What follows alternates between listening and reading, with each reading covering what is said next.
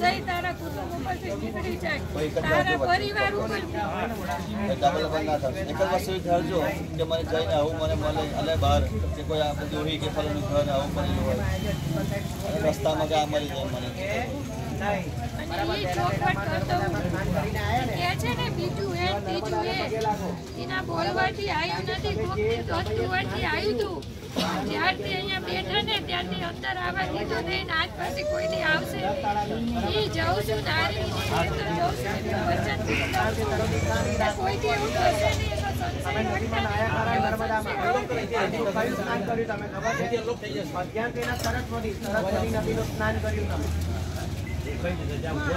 અત્યારે તમે સ્નાન કરવા જાઓ 12 વાગી ગયા, અત્યારે મધ્યાહન નો આ સમય, અત્યારે સ્નાન કરવા જાઓ તો સર્વશક્તિની નદીના જળનું પાણી સ્નાન કરીએ તો તમને ફાયદો થાય.